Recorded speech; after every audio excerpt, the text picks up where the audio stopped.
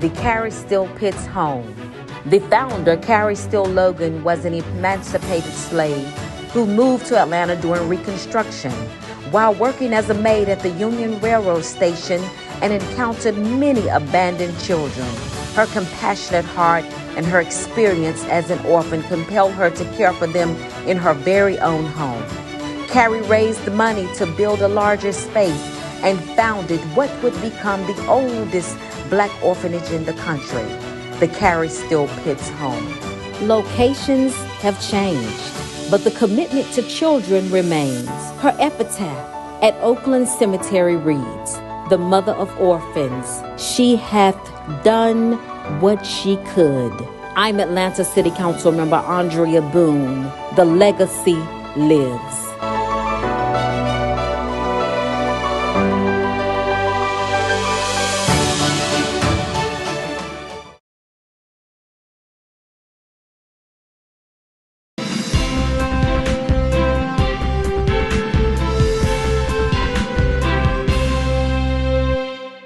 The Atlanta City Council approves legislation amending the city's Code of Ordinances to clarify alcohol license requirements for reporting food and alcohol sales at annual renewal and update the mandatory penalties for due cause findings of violations. The legislation aims to address nuisance properties and activities that are considered threats to public health and safety and ensure that establishments licensed as restaurants are operating in accordance with license requirements. The Council says yes to legislation requiring a minimum of 33% of net revenue collected for school zone speed camera enforcement remitted to the city be used towards surveillance cameras and license plate readers citywide, and that a minimum of 33% of fund allocations be used toward constructing or improving the city's public safety training facility. The ordinance is companion legislation to a resolution adopted during the Council's January 19th meeting to approve an agreement with Atlanta Public Schools for the school bus stop arm camera enforcement program and authorize the collection and sharing of fines resulting from offenses. The Council greenlights a resolution expressing support for the strategy of the CDC's public health approach to violence, which is characterized by its emphasis on prevention and its strong conviction that violent behavior and its consequences can be prevented over time, and to express support for the CDC's strategy to build and strengthen partnerships with the public and private sectors and at all levels of government to effectively address the multiple forms of violence. The Council approves a resolution requesting that the chief judges of the Superior Courts of Fulton and DeKalb counties share information with the City of Atlanta on how they've adapted court functions to resume operations with the challenges of COVID-19. For more recently approved legislation, please visit our website, citycouncil.atlantagA.gov. This has been your Atlanta City Council Legislative Minute.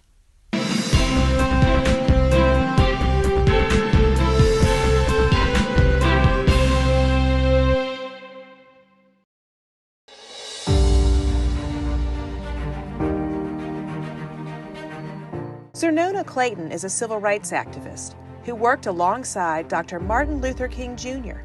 Clayton moved to Atlanta in 1965 after taking a job with the Southern Christian Leadership Conference. She also traveled with Coretta Scott King during concert tours. She's the first Black person to have her own TV show, a corporate executive for Turner Broadcasting for nearly 3 decades.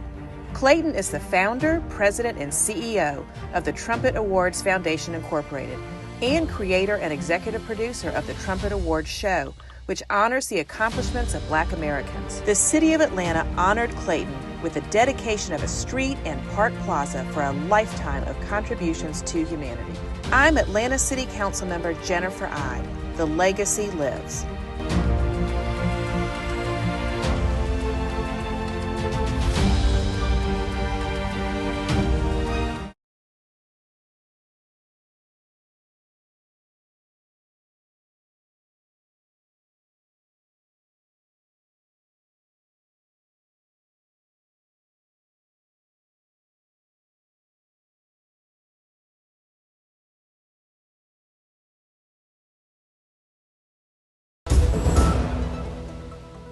We know you and your patients have a lot of questions about the global outbreak of COVID-19, better known as the coronavirus. Atlanta child psychiatrist Dr. Patrice Harris was the first Black woman elected to serve as president of the American Medical Association. I spoke with her about coronavirus and its impact on our nation.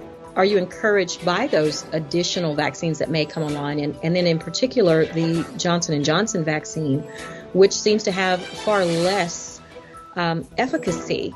How do you convince people who may say, okay, maybe it has a better outcome as it relates to death, severe disease or death. However, its percentage is much lower than that of the Pfizer or the Moderna vaccination. How do you convince them when we're already running short and it may be the only one available for a time? What do you say to those folks who are first and foremost nervous about it, especially when you're hearing reports of people having problems after the second immunization or people dying from it? How do you keep that support in favor of the vaccination given these, although low incidents still occur, these incidences still occur? So let me first start with me. I have received my first dose about 3 weeks ago, and I'm scheduled for my second dose this week. So I want to start there to make sure that folks know I do believe in leading by example. It's the message, but it's also the messenger, but it's also the actions of the messenger. So I have received, again, my first dose and will be receiving my second dose later this week. Yeah, so after the first dose, my arm was sore, and that was it. So my arm was sore about 48 hours, started to get better after that, and that was it. Now, we do know that people do have side effects more often after the second dose, where they're, have a little bit of fever, fatigue, don't feel well, like a flu. But I can tell you that when you weigh, a couple of days of not feeling well to saving one's life, for me, I look at dying from this disease versus a couple of days of not feeling well. For me, it's an easy decision. Several variants of the virus have been discovered in the United Kingdom, South Africa, and Brazil. Both Pfizer and Moderna say a booster may be necessary, and they're working on one. Dr. Harris says she's encouraged by this. That is good news, that we are identifying early, are able to identify the science and able to be able to develop additional booster shots as they may be needed. We all should be receiving a tetanus booster every 10 years, right? I don't know about you, but, I had a tetanus shot years ago. I think when I first came to Atlanta and came to train at Emory, and we had to make sure that our immunizations were up to date. That's not a foreign concept that we sometimes need a booster shot. As for the mental health of our children, many of whom have been somewhat isolated, and they're being educated remotely, Dr. Harris says there's no question that they're still dealing with stress, anxiety, and depression. She encourages parents to find ways to break from screen time and take learning outside. She also promotes the idea of families staying connected in a way that maximizes safety. You could say, all right, I really want to see you, so we're going to not go anywhere for 10 days, and you're not going to go anywhere for 10 days, and then we're going to do stuff and then do that and then go back. So, I say be creative, but try to stay within the boundaries of what we know decreases risk.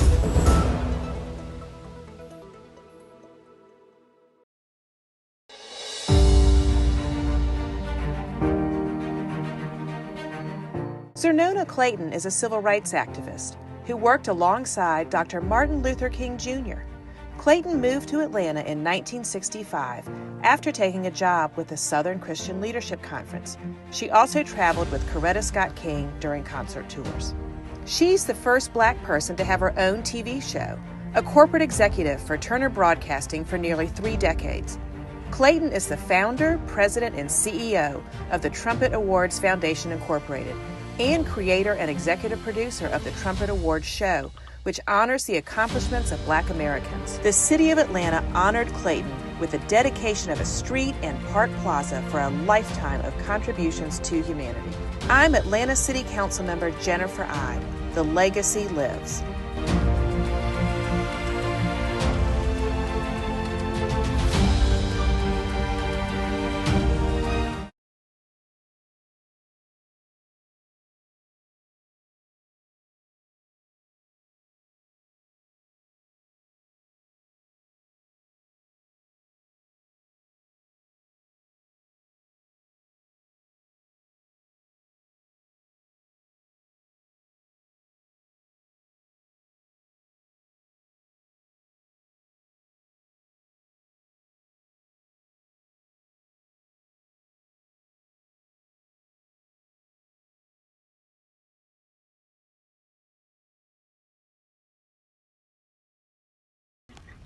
Hey everybody,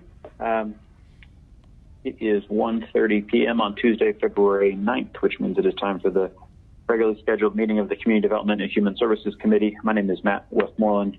I chair this body. I'm joined today by Council members Carla Smith, Michael Julian Bond, Joyce Shepard, Dustin Hillis, Madeline Archibong, and I believe we will be joined shortly, if we haven't already, by Councilmember Antonio Brown. I'd like to call this meeting to order. Ms. Fulandini, will you read the remote meeting statement, please? Yes, Mr. Chair. This Community Development Human Services Committee meeting is being conducted remotely as advertised and as in accordance with OCGA 50-14-1. The meeting will be conducted in conformance with Robert's Rules of Order and the Rules of Council as authorized by the City Code. The public may access the meeting by dialing 877-579-6743, conference ID 831-599-1256, which was noted on the February 5, 2021 public meeting notice. The public may also view the meeting on Channel 26, the Council's homepage at citycouncil.atlantagA.gov, the Council's YouTube channel, or the Council's Facebook and Twitter pages via @ATL Council. All presentations are available on the Atlanta City Council Community Development Human Services Committee presentation page. The agenda was published and made available on February 5th, 2021 via atlantacitygA.icum2.com. In addition, the public was able to submit comments via voicemail at 404-330-6089 between the hours of 4 and 7 p.m. the day before this meeting. All persons present on the remote council meeting conference bridge are requested to mute your phones and speakers. Additionally, the speakers must be acknowledged by the presiding officer prior to speaking. Each council member is requested to open your Outlook email and minimize the screen. Amendments, substitutes, and informational documents have been distributed to committee members beforehand. Thank you all in advance for your cooperation. Thank you very much. We have been joined by Councilmember Brown, and I will go ahead and make a motion to adopt our agenda for the day. Is there a second? Second. Brown. Me too. Yeah, we got Councilmember Archibong will be voice voting today, and she will be our second. One moment, please.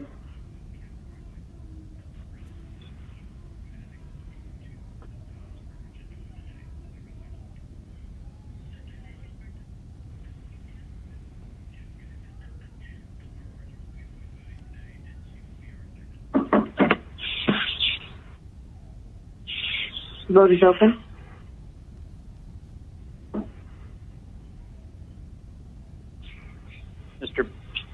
Mr. Bond, are you here? And if so, how would you like to vote?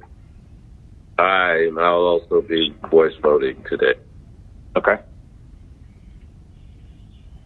And we're missing someone. Miss Shepard. Yeah, there we go. Okay. Yeah. All right, there we go. Okay. So yes votes from second by Archibong, yes votes from Bond and Shepard. So by 7-0 vote, our agenda is adopted. I will entertain a motion to approve the minutes. So moved. Second by Joyce Shepard. Okay. Motion by Archibong, second by Shepard.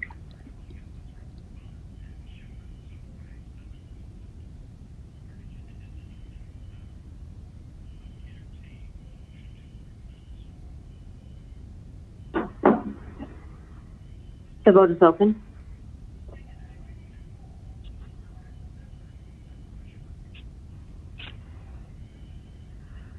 Mr. Bond, how would you like to vote? Aye. Thank you. My internet is apparently not working. Connection to the remote PC was lost. Okay. How would you like to vote? Okay. I'm sorry. Okay. Tried 4 times. Keep it trying. No, it's all good. All right. By a 7-0 vote, our minutes are adopted. Mr. Massenberg, will you please play our 7 minutes of public comment?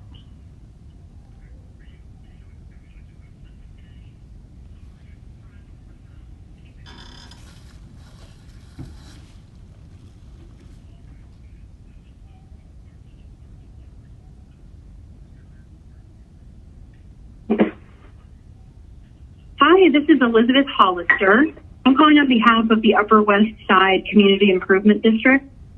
Our CID board met and adopted a resolution regarding the SSD, Beltline SSD legislation that's currently being held by CDHS committee.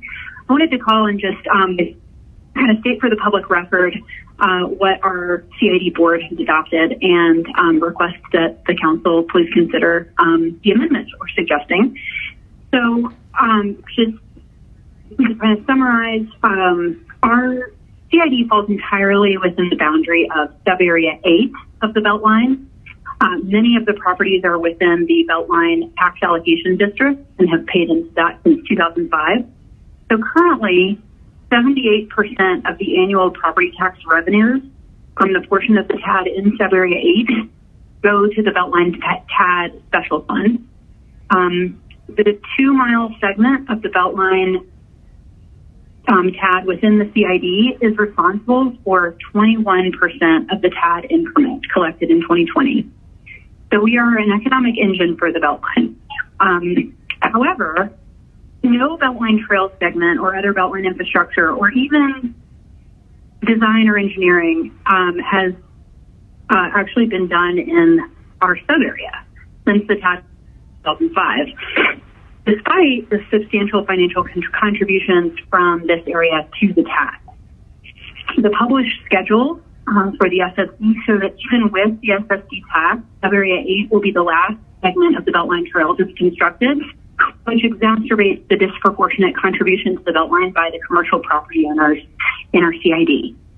So without a guarantee of the benefit offered by a special services district, the SSD would impose an unreasonable burden on the commercial properties in our area.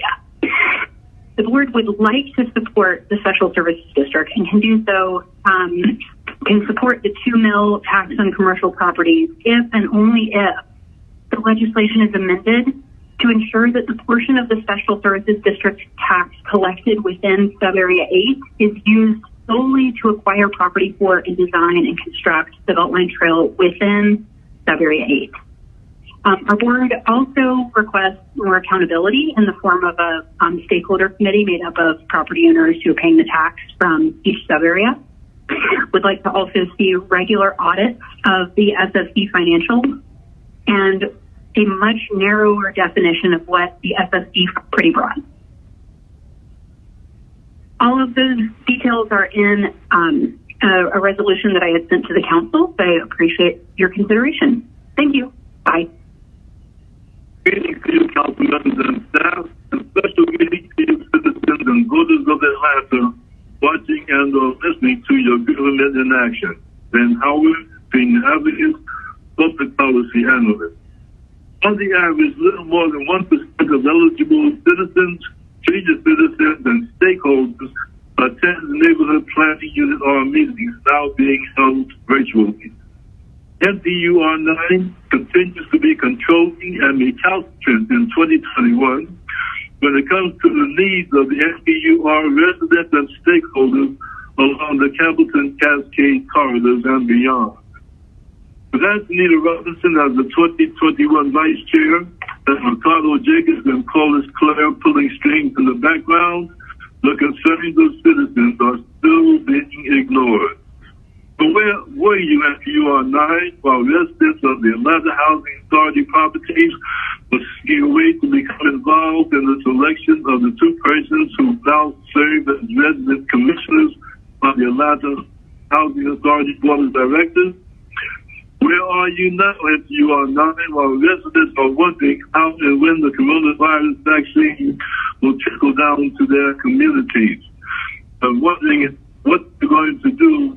Evictions, the moratorium on evictions is listed, and landlords start putting people out onto the streets.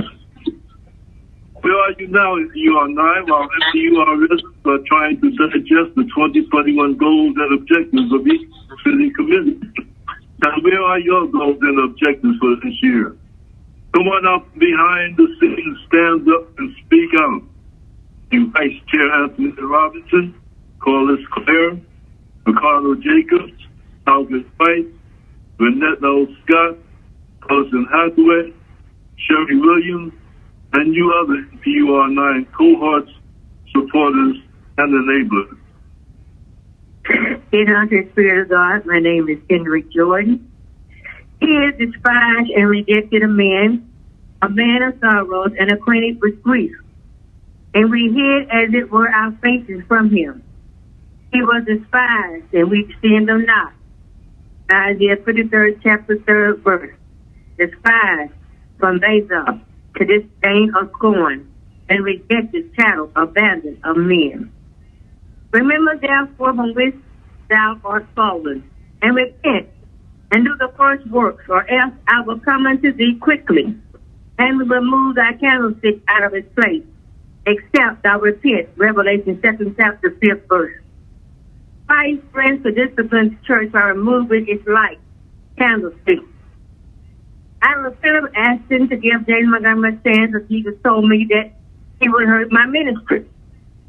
He that diligently seeketh God secure his favor, but he that seeketh mischief, it shall come unto him. Proverbs 11 chapter 27 verse. The word says to seek good brings favor. For those that seek mischief, it shall be returned upon them. Again, when a righteous man does turn from his righteousness and commit iniquity, and I lay a stumbling block before him, he shall die, because thou hast not given him warning. He shall die in his sin, and his righteousness which he has done shall not be remembered. But his blood will I require at thy hand.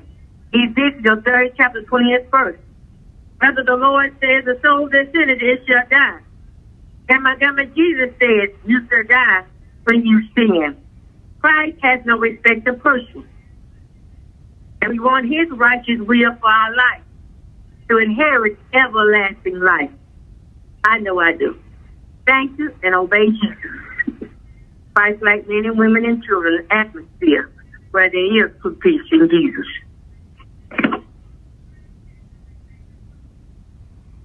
All right. Thank you very much to members of the public who called in with your comments for today's meeting.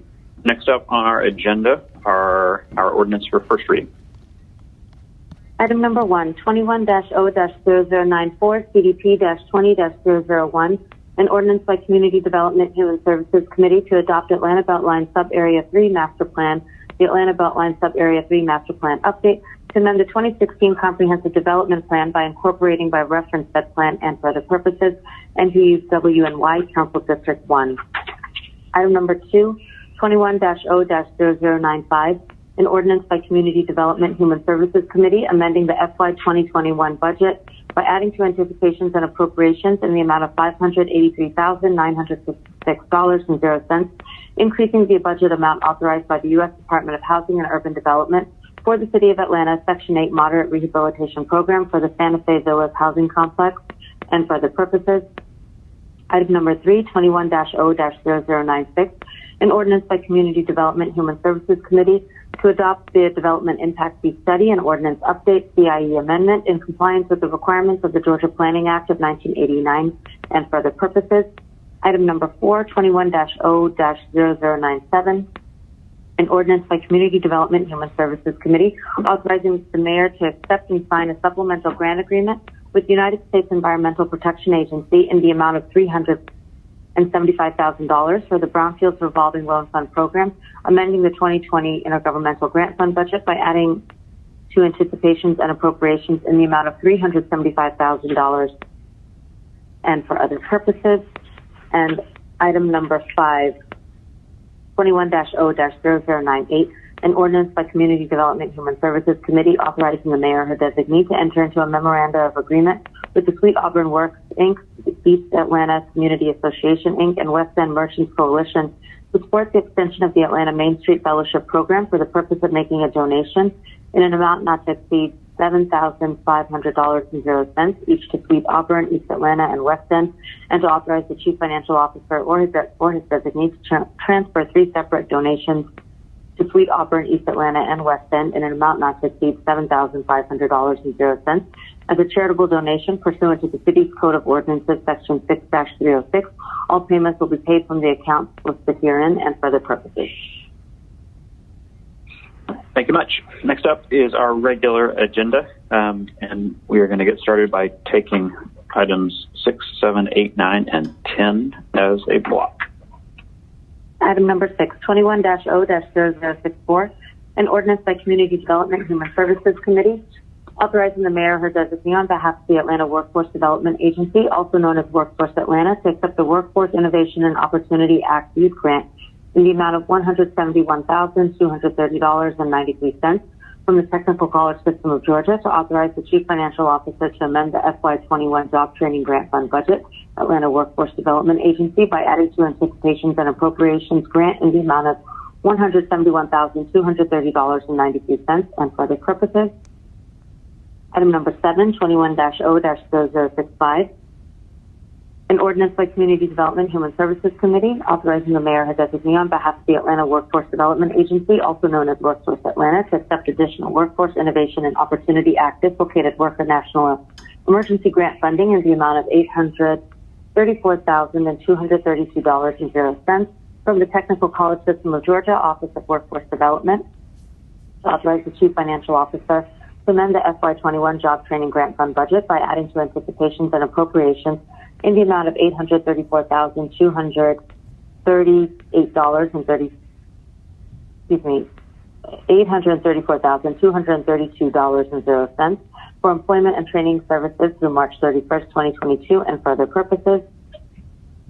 Item number 8, 21-0066, an ordinance by Community Development Human Services Committee authorizing the mayor or her designee on behalf of the Atlanta Workforce Development Agency, also known as Workforce Atlanta, to accept a Workforce Innovation and Opportunity Act Dislocated Worker Program grant in the amount of $185,114.52 from the Technical College System of Georgia Office of Workforce Development, to authorize the Chief Financial Officer to amend the FY21 Job Training Grant Fund budget by adding to Anticipations and Appropriations in the amount of $185,114.52 and for other purposes. Item number 9, 21-0-0067, an ordinance by Community Development Human Services Committee authorizing the mayor or her designee on behalf of the Atlanta Workforce Development Agency, also known as Workforce Atlanta, to accept a Workforce Innovation and Opportunity Act Youth Program grant in the amount of $1,094,943.00 from the Technical College System of Georgia Office of Workforce Development, and directing the Chief Financial Officer to amend the fiscal year 2021 Job Training Grant Fund budget by adding to Anticipations and Appropriations in the amount of $1,094,943.00 and for other purposes. And item number 10, 21-0-0068, an ordinance by Community Development Human Services Committee authorizing the mayor or her designee on behalf of the Atlanta Workforce Development Agency, also known as Workforce Atlanta, to accept the Workforce Innovation and Opportunity Act Adult Program grant in the amount of $92,557.26 from the Technical College System of Georgia Office of Workforce Development, to authorize the Chief Financial Officer to amend the FY21 Job Training Grant Fund budget by adding to Anticipations and Appropriations in the amount of $92,557.26 and for other purposes. All right. Thank you very much. I believe we have a couple of folks from Workforce Atlanta who are going to collectively speak to these papers.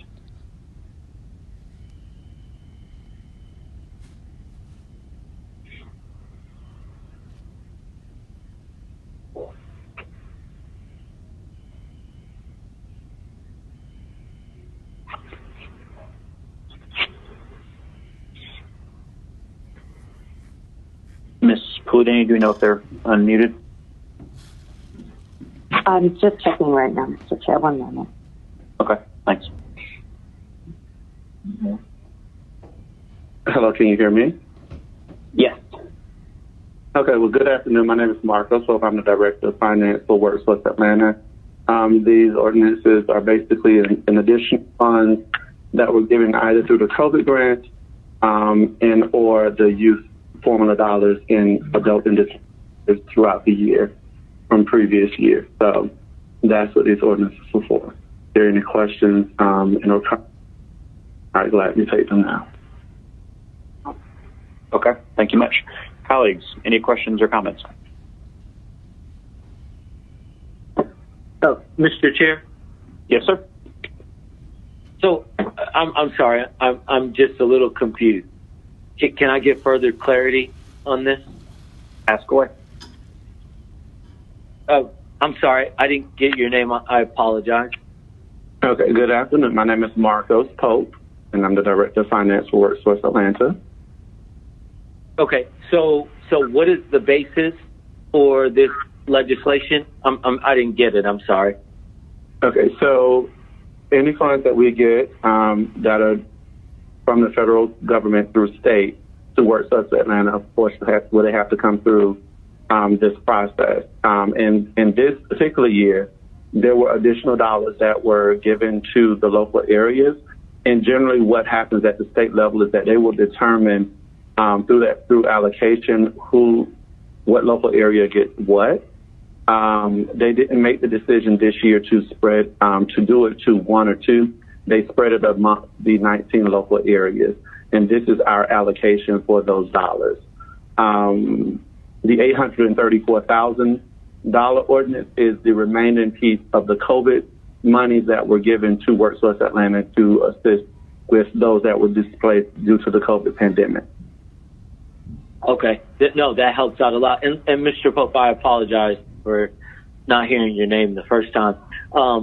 Could you, and I'm not sure if Katarina's on or not, or Ms. Taylor is on or not, but do we have plans for the dissemination of these funds? Like, do we know, is there a plan or course of action of how we're going to utilize the funds and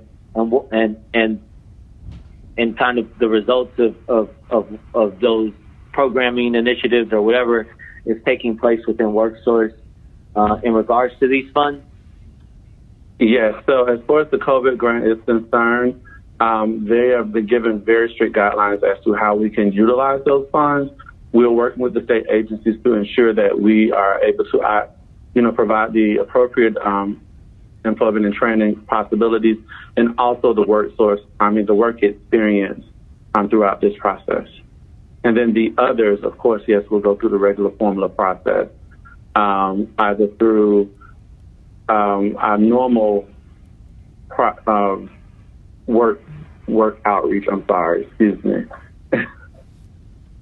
Okay. No, that makes sense. Because I see in some of the whereas clauses, it states to fund the youth employment and training activities, and then it kind of specifies the age group of those participants, and then the economic and educational barriers. So the $171,000 is going towards the youth employment and training activities. I'm just looking through this. I apologize. All right, so I'll get with Ms. Taylor just to get a greater understanding. But thank you so much, Mr. Pope, for your work, and I appreciate you providing that information. No problem. You're welcome. Any other questions or comments? All right, I'll make a motion to adopt these items. Is there a second? Second, Brown. A motion by Westmoreland and a second by Brown. Ms. Archibong, how would you like to vote? Yes. Mr. Bond, how would you like to vote? I'd like to vote swiftly, but I cast my vote as yay. Ms. Smith? I think I got it. Is it coming through? It did. Yep. No, Yay! I turned my thingy off and back on. Okay, so I seem to be set. Thank you. Sure. 7 yeas, 0 nays. Those items are favorable.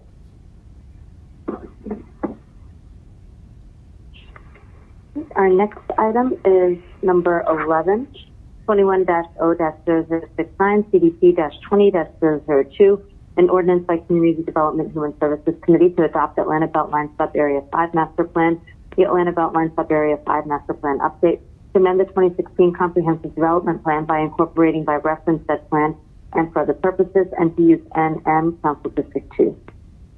All right, this item needs to be heard at the first quarter CDP hearing on March 22nd, so I will make a motion to hold. Is there a second? Second. All right, motion by Westmoreland, second by Shepard. The vote is open.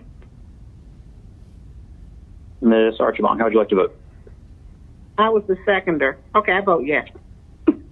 Thank you. Mr. Bond? Yay. Thank you.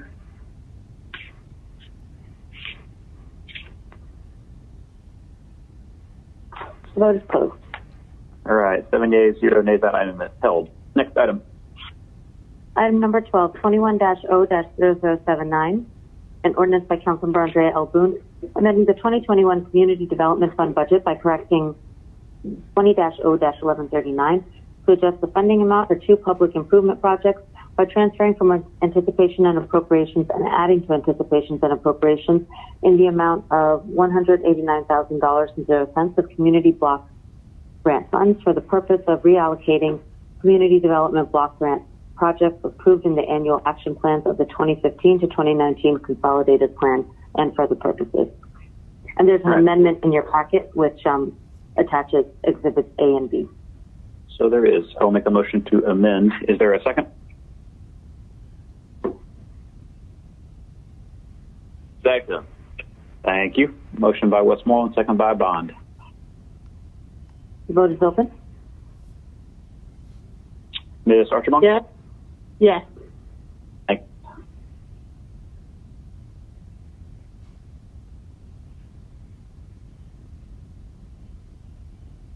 And Ms. Shepard?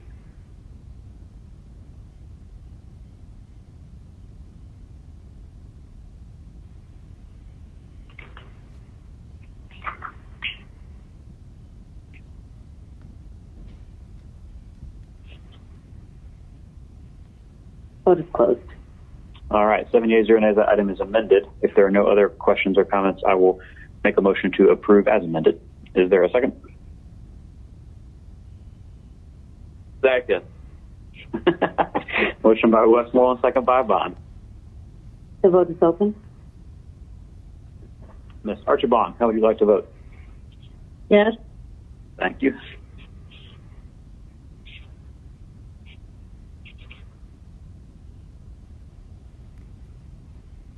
Vote is closed. All right, 7 yeas, 0 nays, that item is favorable as amended. Next item. Item number 13, 21-0-0080. There's a substitute in your packet which adds missing operative clauses, and it also changes the caption. Would the committee like to bring the substitute forward before I read in the substitute caption? I will make a motion to do that. Is there a second? Second, Archibong. Thank you. Motion by Westmoreland, second by Archibong. The vote is open. Mr. Bond? Aye. Thank you.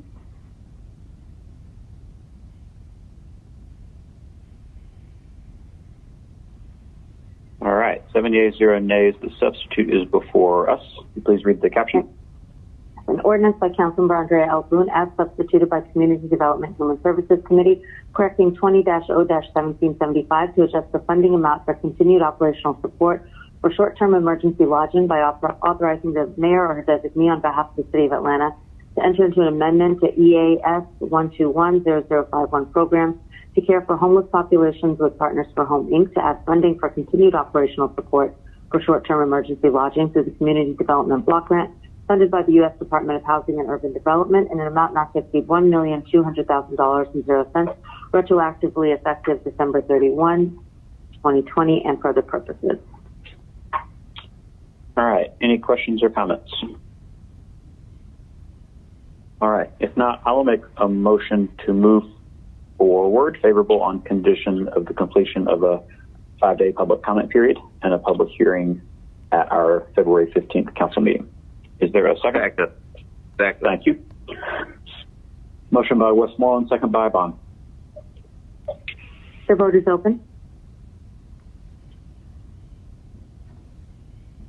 Ms. Archibong? Yes. Thank you.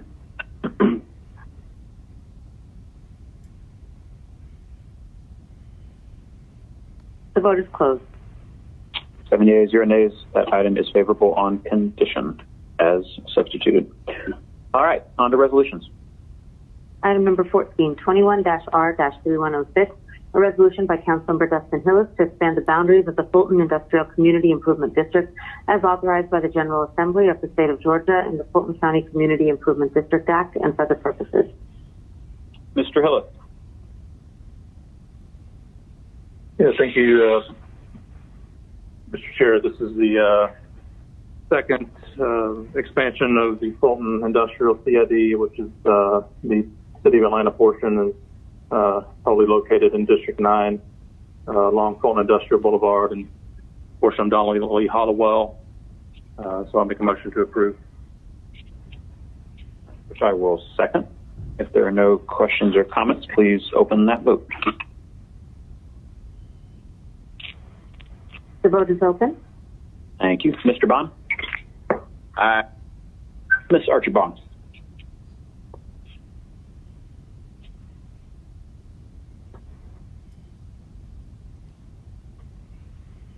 Ms. Archibong? Oh, I said yes. Okay, thanks.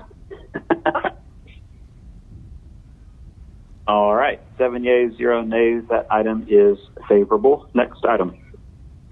Item number 15, 21-R-3108, a resolution by Councilmembers Antonio Brown and Dustin Hillis to urge the Georgia Department of Public Health to revise the A1 plus population designation within the Georgia Immunization Program to include the full set of essential workers identified by the Centers for Disease Control Advisory Committee on Immunization Practices to urge every eligible person to receive a COVID-19 vaccination and for other purposes.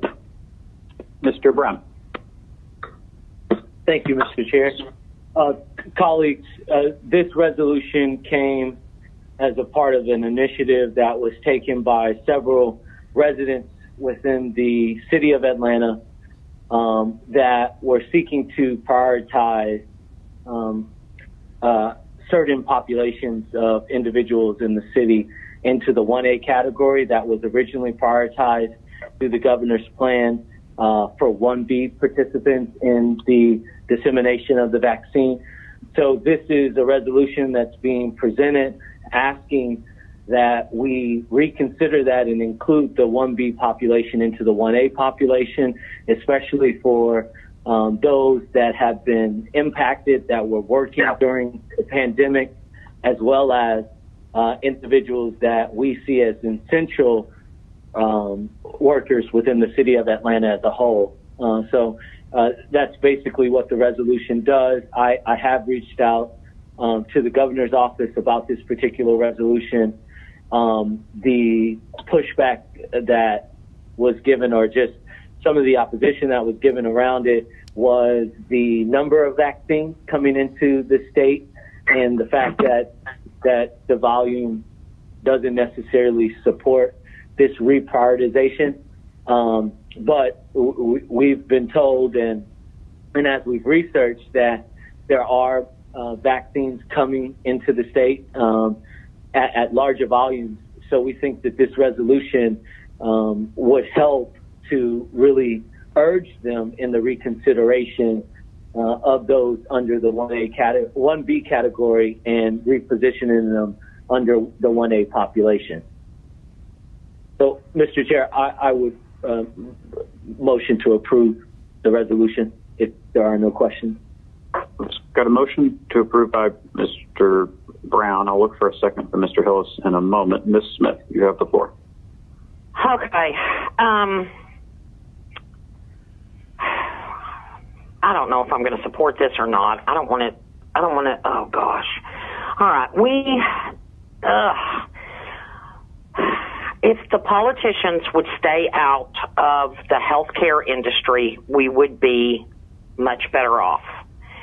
If we would let the scientists do their job, we would be much better off.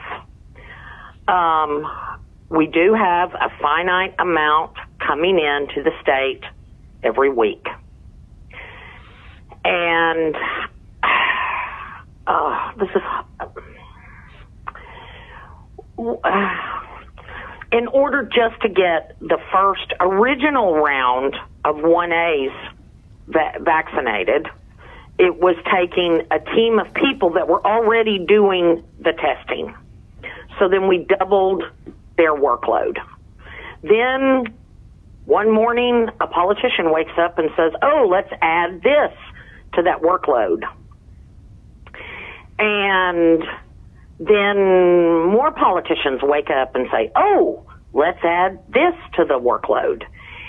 And what we're actually doing, in my opinion, is we're actually leaving some people behind by not allowing the scientists to do their job. Because when we add another group in, then I'm just going to use this as an example. Let's say that there are people that are bedridden and people that are ambulatory. And then we add more people on top of that. Well, the ambulatory people can obviously walk to the stadium or, wherever to get their vaccination.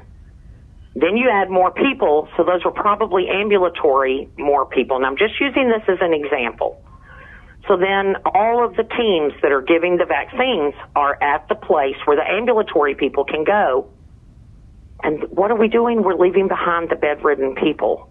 So I'm only using this as an example, but I think sometimes when we, as politicians, try to jump in to say, let's do this, we've got these people, and we feel like we're helping people that are being left out, but in reality, what we're doing is we are leaving some people behind that are totally getting forgotten about. And then, if we would just go with the science, the other thing is one of the problems that I would like us to be seeing right now is if we could have, let's say, gotten all of the people in the assisted living, in nursing homes, essential workers, the very first group, if we could have gotten them vaccinated and be winding up with that maybe right now, what our problem, but this would be a beautiful problem, the problem would be right then is to look back at that group and say, okay, was there anyone out there that was afraid to take the vaccine? Do we need to try to get them in? Because they're obviously the most vulnerable population, or they wouldn't have been in the first group.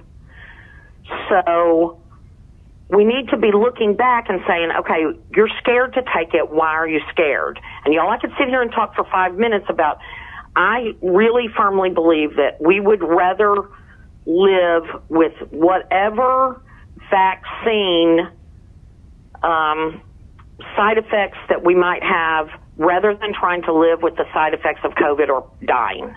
And so we really need to hit those vulnerable people. And I know that everyone believes that their group of people is the most vulnerable.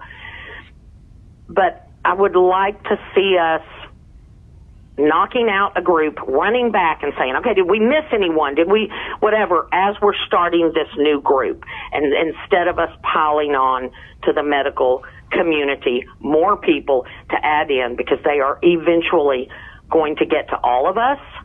And while we're waiting, I really feel like we need to be patient and live with the 3 W's, wear your mask, wash your hands, and don't get around other people. So, because we can see the vaccine, it's out there.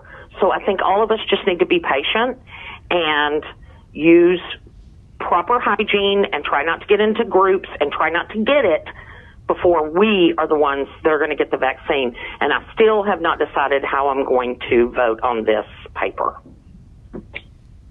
Mr. Chair, may I respond to Councilmember Smith? You may after Mr. Hillis. Sure. Thank you, Chair. Chairperson Westmoreland support this paper, and I'll make a second. Okay. Approved. Motion by Brown, second by Hillis. Comment from Mr. Brown. Yeah, I would just say, Councilmember Smith, I recognize kind of your frustration, and I want you to know that when this paper was compiled, there were conversations that were happening both with health groups and organizations as well as the state.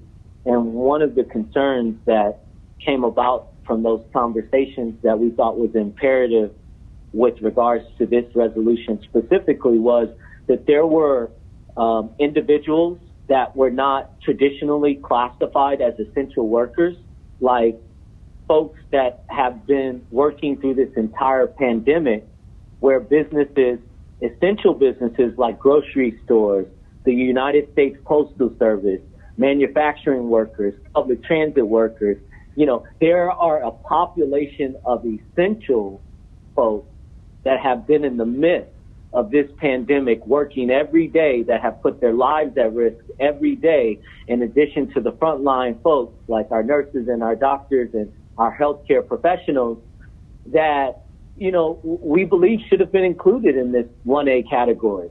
And even today, you have these same folks that are essential to these businesses working in these communities, coming in contact with folks that are not wearing their masks, that are, and they aren't vaccinated. And it presents an even greater liability to this city and this state, because these folks are coming in contact with thousands of people. And we thought that by taking this position, Councilmember Hillis and I, we thought it was imperative just to ensure that we're also not contributing to the spread of this COVID-19 condition, and we're doing what we can to include these folks into a plan to ensure that they have the opportunity to be vaccinated and not put others at risk as well. Okay, you see, that's why I'm so torn on this, because I do agree that everyone, I'm going to support your paper, and I sort of feel like, though, if I support it, I'm part of the problem, but it's not a problem because everyone's important, and I just hate that we are at a point in this pandemic to where now we're starting to pick who is more important over other people. So anyway, I'll support the paper, but Mr. Chair, I am having so much trouble with my internet today. I'm just not having a good day. And so I'm back to being a voice vote, and I vote yay. There we go. The vote is open. Motion by Brown, second by Hillis. Yes vote by Smith. Mr. Bond. Yay. Ms. Archibald. Yes. Shepherd, yay. Awesome. 7 yeas, 0 nays. If I had to guess, as the computer tallies them.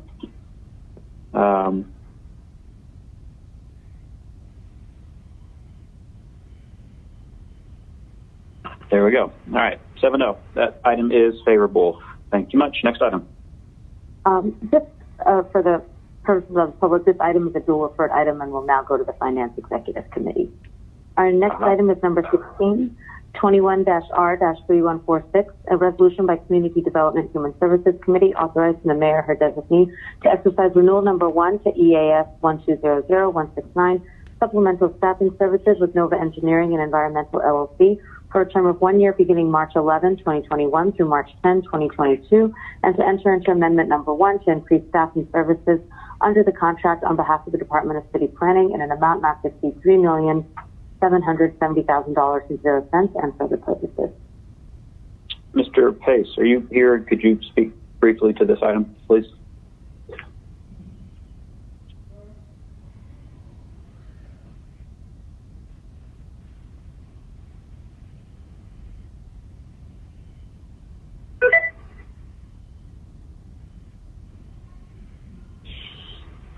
One moment, please. We're checking to see if he's on the line.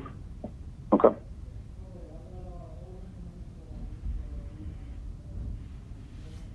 Commissioner Keene is here as well. Either of them would be fine. Commissioner, are you unmuted?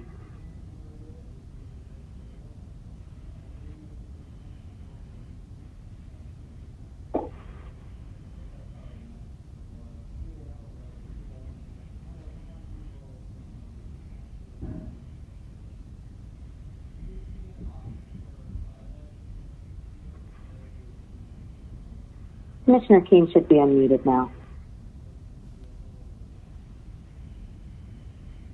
Okay. You there, Commissioner? I'm sorry, Mr. Chair. I was having trouble getting unmuted. That's okay. This is a contract we started just over a year ago with Nova Engineering. Thank goodness we did right before COVID. This is a contract to supplement our inspection services, and we want to expand that a little bit to help us with other things. There was a 2-year contract with a 1-year renewal, which we're proposing you approve today. This is something that we have budgeted for and then pay for out of our building permit fund, and is very important to us continuing to provide all of the services that we provide in the office of building. Good deal. If there are no other questions or comments, I'll make a motion to approve. Is there a second? Second. Thank you. Mr. Bond is doing what he loves to do the most today, which is make seconds in committee. Motion by Westmoreland, second by Bond. Ms. Archibong, how would you like to vote? Yes. Thank you. Ms. Shepard? Yes. Ms. Smith? Yes.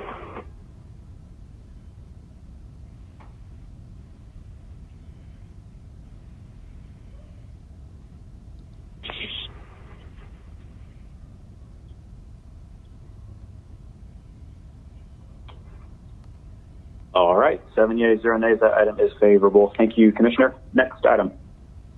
Item number 17, 21-R-3147, a resolution by Community Development Human Services Committee authorizing the mayor or designee on behalf of the City of Atlanta to enter into a housing assistance payments contract with the Urban Residential Development Corporation in an amount not to exceed $481,200.00 for the purpose of paying rental subsidies on behalf of 100 units for low-income formerly homeless individuals at Santa Fe Villas, pursuant to the Section 8 Moderate Rehabilitation Program sponsored by the U.S. Department of Housing and Urban Development and for other purposes.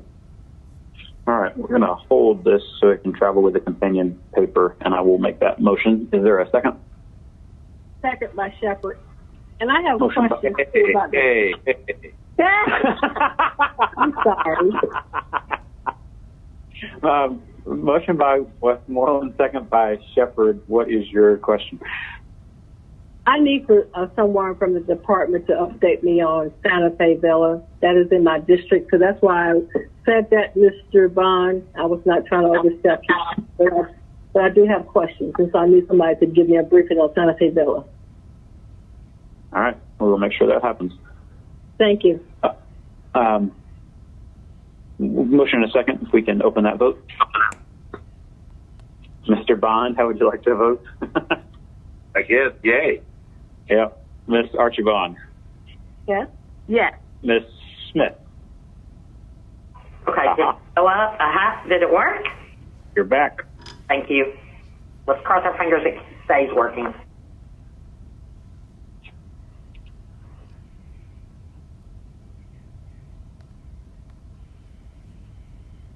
All right. 7 yeas, 0 nays. That item is held. Next item.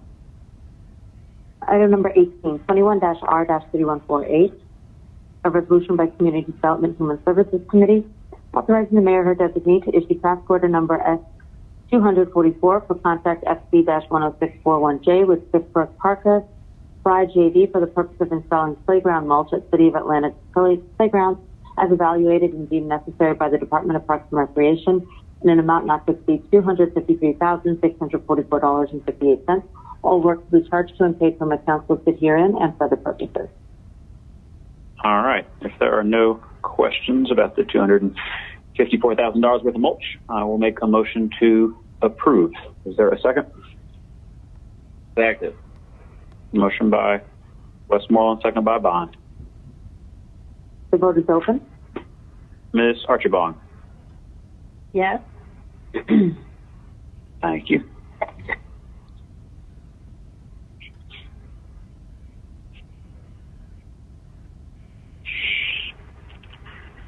Ms. Smith?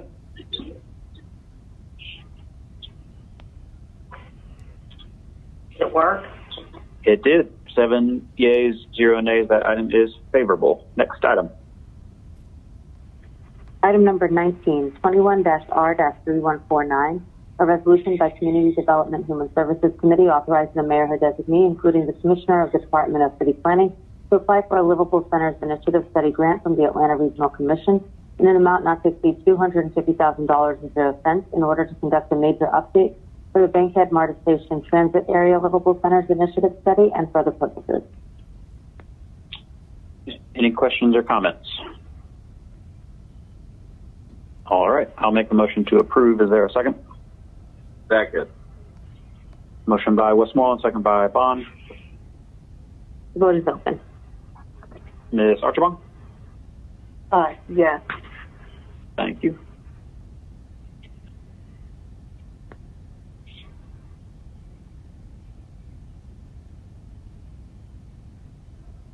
All right, 7 yeas, 0 nays. That item is favorable. Alex, that concludes our legislative agenda. We have a couple items here at the end. The first is we're going to hear for a couple minutes from Commissioner Keene and Housing Director Josh Humphreys about the Affordable Housing Resource Guide that was recently announced to the public. So if we could unmute those individuals, and Commissioner Keene, I will pitch it back to you. Mr. Chair, this is something that had been requested quite some time ago. Councilmember Ivory Young had requested this resource guide, and it's taken quite an effort of a large group of people across many agencies to produce what ended up being a very helpful housing resource guide that I'm just going to introduce Josh Humphreys to briefly go through what the contents of that guide. Josh, are you here? Yes, I'm here. Thanks, Tim, and thanks, Mr. Chair, for having us on today. I'll walk through a short presentation on it and highlight a few things that are in the guide, and then have a link at the end to share with anyone who would like to access it. So I'll start on slide 2 with a little bit of background. So the CDHS committee asked, I believe in early 2018, that we create an affordable housing resource guide to help connect residents of the city with the housing resources available across agencies and partners in the city. And so our office took lead in pulling that together, but it was included work with Invest Atlanta and Atlanta Housing, the Beltline, and other the dozens of other partners that do housing resources throughout the city, to combine this information, consolidate it, and create a guide that hopefully makes these resources more accessible to the residents of the city that need to access them.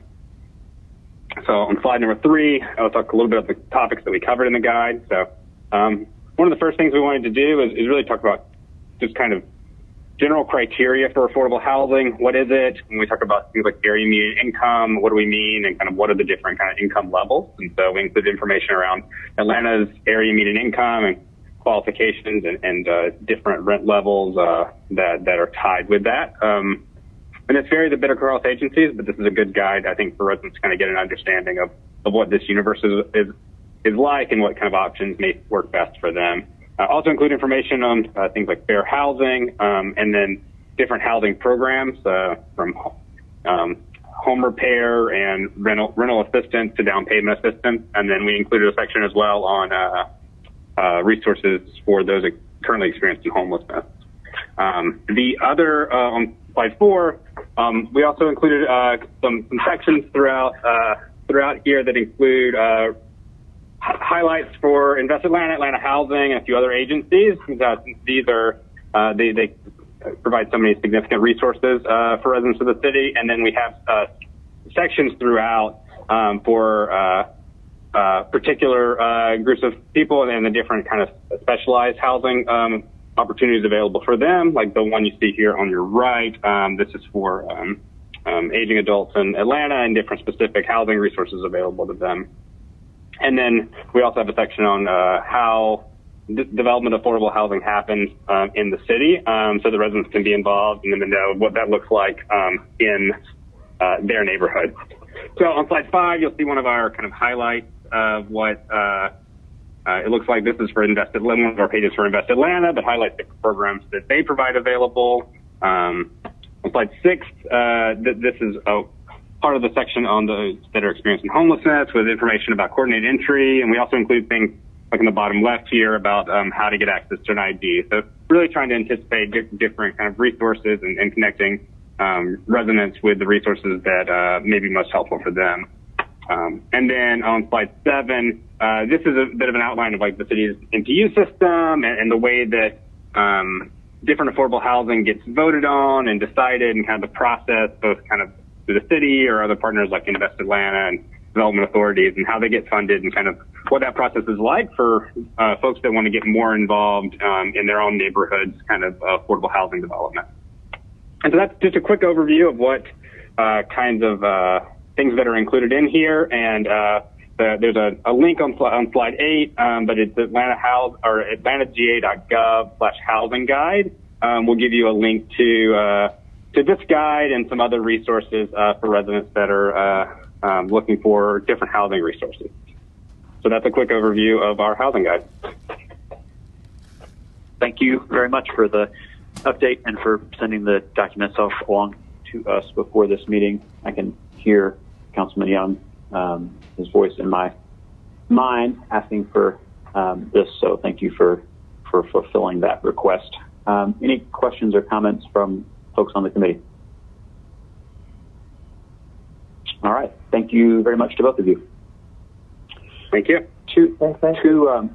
You're welcome. 2 other items, colleagues, before we adjourn this meeting in under an hour. The first is I wanted to draw everyone's attention to the annual proclamation that we do as a body in recognition of Arbor Day, which in Georgia is celebrated on the 3rd Friday of February. I know that between our city's efforts and the partnership that we have with Trees Atlanta, that we'll be planting over 3,100 trees over the next year in this city. It's timely since I'm about to talk about the 3 work sessions that we're going to have in the next week or so. But probably the greatest thing we can do to recognize Arbor Day is to pass a new strengthened tree protection ordinance. But I wanted to acknowledge that February 19th will be Georgia Arbor Day, and wanted to thank the team here at the city and our partners at Trees Atlanta for all that they do to continue growing our canopy. On that last front, we will have a CDHS work session on Thursday, the day after tomorrow at 10 a.m. To review the piece of legislation that came in today as a first read, 21-0-0096, which is the new impact ordinance, first time in 27 years. Next Tuesday at 1 p.m., we're going to have a work session to discuss the 3 pieces of legislation related to the proposed Beltline Special Services District. And then next Wednesday at 10 a.m., we will have a work session to discuss the new tree protection ordinance. So a lot on the agenda at the moment, a lot of conversations to come over the next week and in the weeks ahead. And if there are no other questions or comments at 58 minutes, Ms. Smith, take us home.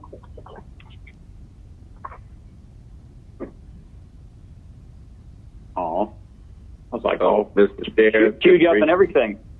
Yes, sir. Oh, I've got an announcement. This week we'll be partnering with GenCare to distribute meals to seniors at 4 different senior high-rise locations for Valentine's Day. It's a grab and go, and all COVID protocols will be followed in this food distribution. And with that, I'd like to make a motion to adjourn. There we go.